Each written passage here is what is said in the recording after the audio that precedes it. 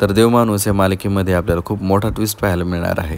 तो म्हणजे असा की आता गावामध्ये एक नवीन पोलीस ऑफिसर येणार आहे आणि तोच आता गोपाळचा खरा चेहरा सगळ्यांच्या समोर आणणार आहे। तर तो पोलीस ऑफिसर कोण आहे चला जाणून घेऊया।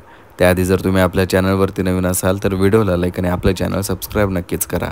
तर देवमाणूस या मालिकेच्या आजच्या भागामध्ये आपल्याला असं पाहायला मिळतं की लाली गोपाळचा मित्र आणि माधुरीची आई माने या फोटोग्राफरच्या घरी आलेले असतात। कारण गोपाळच्या मित्राने त्यांना सांगितलेलं असतं की माधुरीचे वडील तिकडेच गेलेले आहेत आणि मग लालीला वाटतं की माधुरीचे वडील तिकडे गेलेत, मग गोपाळ सुद्धा तिकडेच गेलेला असेल। त्यामुळे लाली सुद्धा त्यांच्यासोबत माने या फोटोग्राफरच्या घरी येते आणि मग तिथे आल्यानंतर ते बघतात तर त्या ठिकाणी तो फोटोग्राफर नसतो आणि गोपाळ सुद्धा नसतो।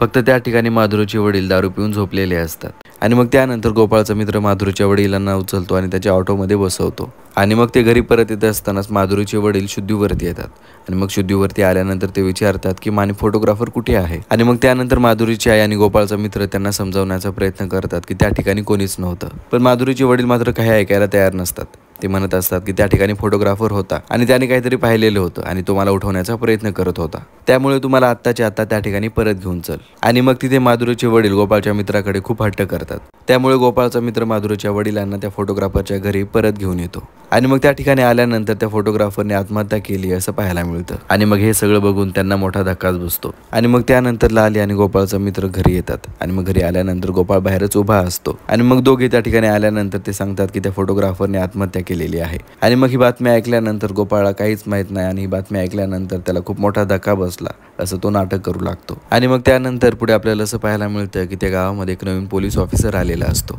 आणि तो नवीन पोलीस ऑफिसर दुसरा तिसरा कोणी नसून जामकरच असतो। म्हणजे आता जामकरची त्याच गावामध्ये बदली झालेली आपल्याला पाहायला मिळतं। तर पुढे जामकर गोपाळचं सत्य सगळ्यांसमोर कसं आणेल हे पाहणं आता रंजक ठरणार आहे। तर तुम्ही देवमाणूस ही मालिका पाहता का कमेंट करून नक्कीच कळवा आणि त्याचबरोबर जर तुम्ही आपल्या चॅनलवरती नवीन असाल तर व्हिडिओला लाईक आणि आपलं चॅनल सबस्क्राईब नक्कीच करा। धन्यवाद।